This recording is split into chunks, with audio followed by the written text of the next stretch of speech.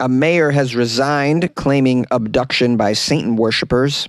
An Italian artist sells his invisible sculpture for €15,000. And a bride in India died during her wedding. Her sister replaced her and married the boyfriend. These are the weird stories for Tuesday on Weird AF News. I'm sorry, that would be Wednesday on Weird AF News. I'm getting my days all messed up because I missed a day. This is the only daily weird news podcast hosted by a comedian I record in a closet because I'm classy. Do you listen in a closet? A mayor resigns, claiming abduction by Satan worshippers. It's just your typical mayor being abducted by Satan worshippers and deciding that not fit for his post anymore. It's natural. The mayor of an Arkansas town resigned on Wednesday, claiming that he was abducted and brainwashed by Satan worshippers nearly 3 decades ago. Well, that's a long time ago. Should have probably resigned 3 decades ago, sir. He was fighting them demons. Centerton, Arkansas Mayor Ken Williams says he's been living under an assumed name for nearly 30 years. He's been the mayor since 2001. So that's 20 years you've been mayor with a fake name.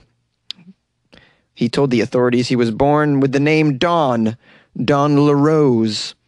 But in the mid-70s, as a preacher in Indiana, he happened to be abducted and brainwashed by Satan worshippers into forgetting all about his life as Don LaRose. Why would you tell people this, even if it's true? You just sound like a crazy person. Just resign, Ken. Tell everybody you discovered a love for fly fishing, and you just want to devote your life to fly fishing. And that's why you're leaving your post as mayor.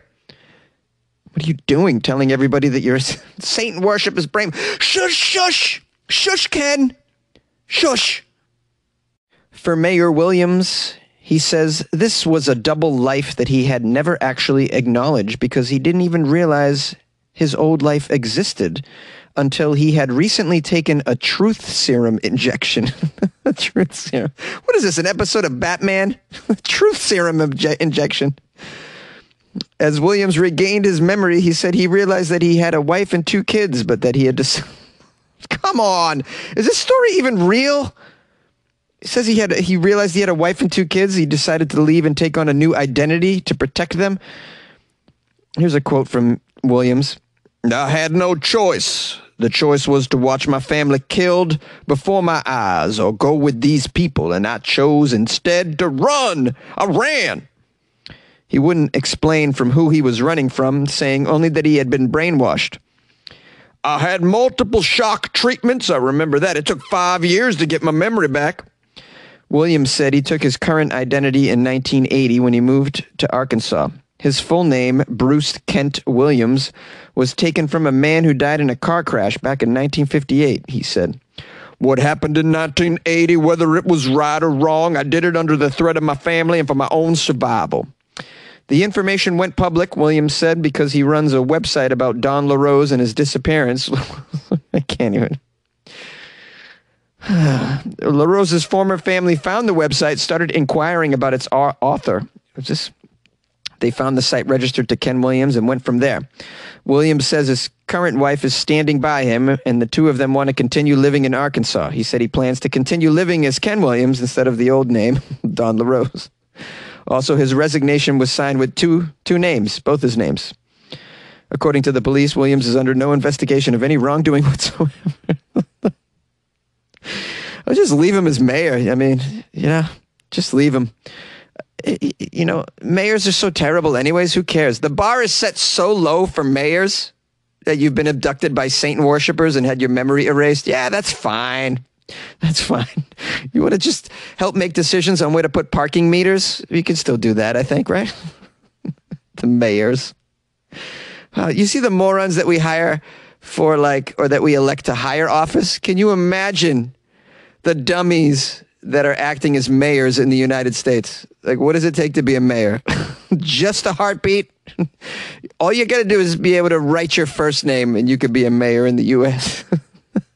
You abducted by Satan worshipers? Whatever. You should have seen the last guy we had. Oh boy. Wasn't even a guy, it was a possum. An Italian artist sells an invisible sculpture for 15,000 euros to an idiot. Salvatore Garo, a 67-year-old artist from Italy. At a time when the art world, like everything else, is going through a difficult time with the pandemic, Salvatore has achieved a remarkable feat which should be impossible to do. But he has sold an invisible sculpture for the sum of 15,000 euro. Originally, the price of the sculpture was set between 6,000 and 9,000, but Salvatore kept receiving offers for the invisible sculpture. The price increased, and he ended up selling it for 15,000 euros. Who would buy an invisible sculpture? Where do you put an invisible sculpture? Do you need to put it anywhere? How dumb are you for buying an invisible sculpture for this amount of money? Let's get down to the bottom of this. Garo's sculpture is called Io Sono, which means I am. It is an immaterial sculpture, well, which in so many words means it does not exist, or that if it did exist, it only exists in the mind of its creator. With many art skeptics criticizing the artist's curious creation, Salvatore's response is that he has not sold nothing, but has sold a vacuum. He explains it as this. The vacuum is nothing more than a space full of energy, and even if we empty it and there is nothing left, according to the Heisenberg uncertainty principle, that nothing has weight. Therefore, it has energy that is condensed and transformed into particles, that is, into us. Are you saying that because you thought of a piece of artwork, there was energy put into it and that you can now sell it for something even though nothing was actually created? Garo, I don't think you understand how art works. This is how art works, okay? There's a system put into place, a structure. Yes, you have the idea in your mind. And I've done this many times with songs and jokes. So I know what I'm talking about. You have it in your mind, that thought. But the thought doesn't stop there. The thought in your mind doesn't mean it's now art. No, it's just an idea. It's a concept in your mind. Okay. Many people have ideas and concepts. They don't just walk around and sell them like that. Okay. You have to, in order for it to be art, it has to come out of your mind.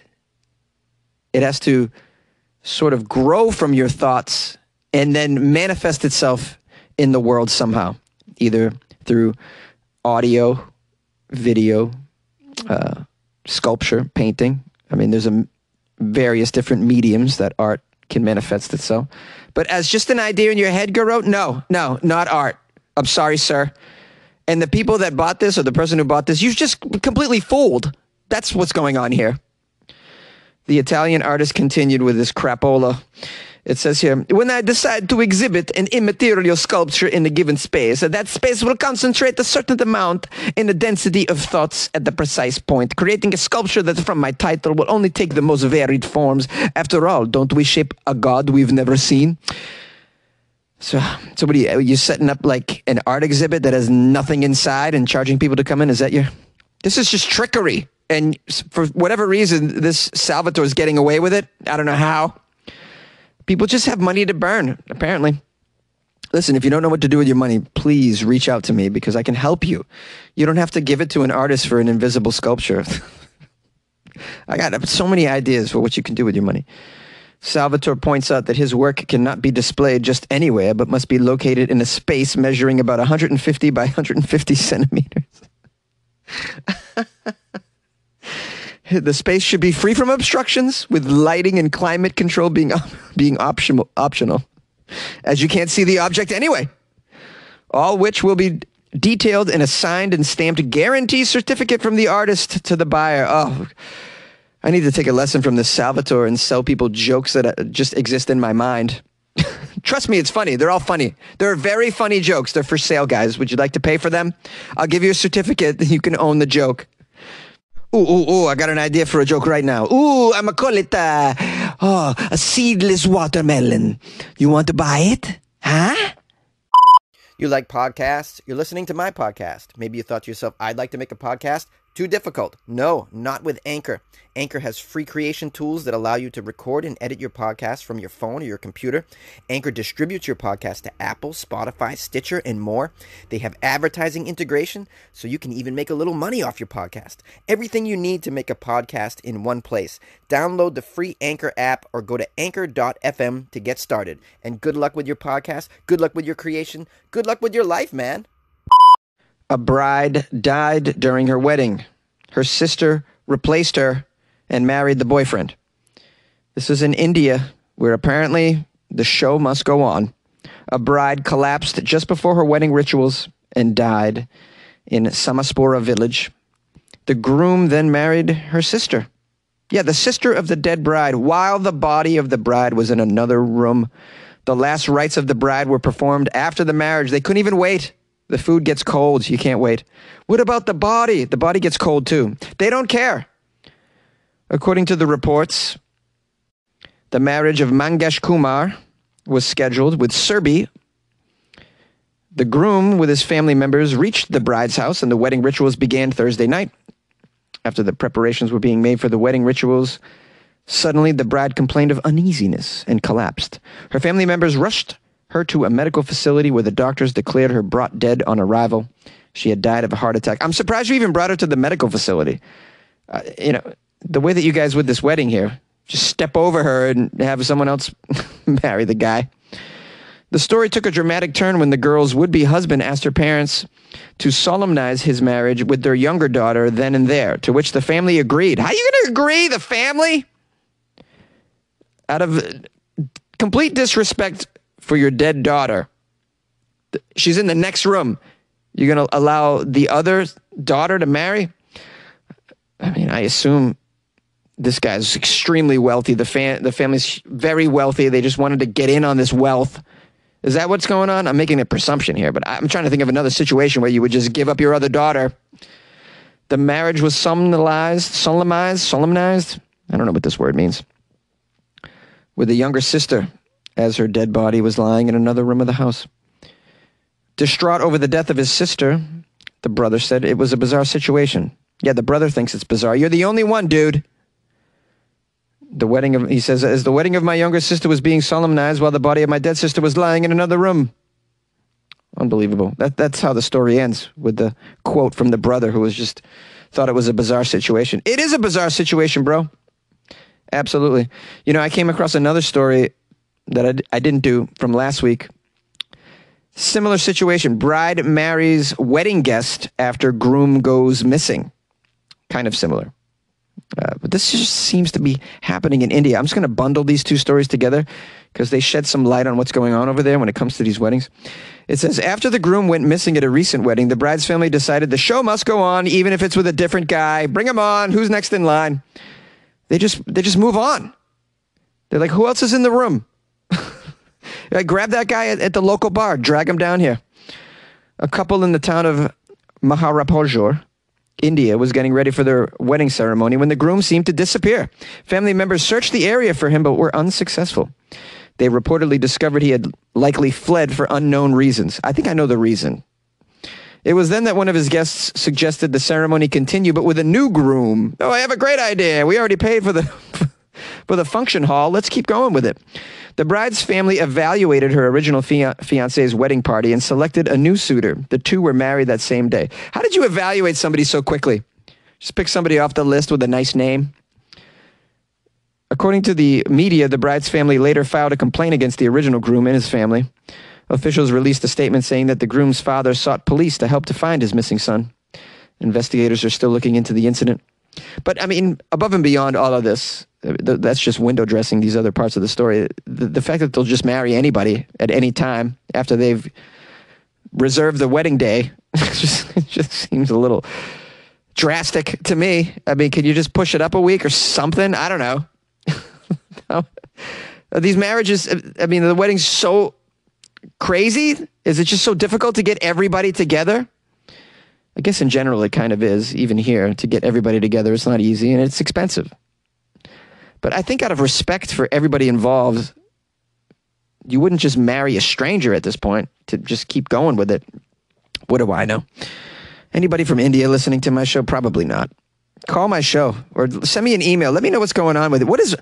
Why are these weddings so like once it's scheduled, you have to go through with it? Like, why? It's like if you reserve a massage and then you don't show up and you don't cancel within 24 hours, they whack your credit card. My email's funnyjones@gmail.com, by the way. Sorry.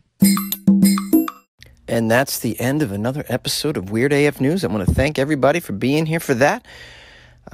Please, if you have a moment, give the show a rating of some sort on iTunes or Amazon. I prefer 5 stars if you can afford that.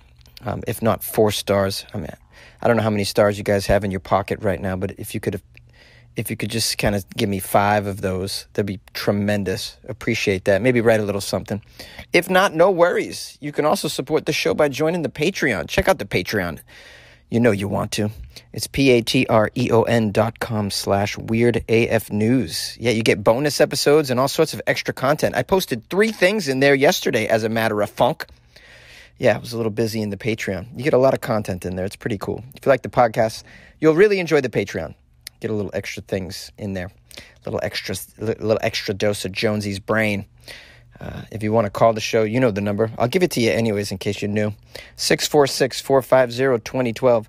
As always, you can send me articles to funnyjones@gmail.com and follow me on the Instagram @funnyjones. Appreciate all of you for being here. We'll do it again tomorrow. I hope you're there.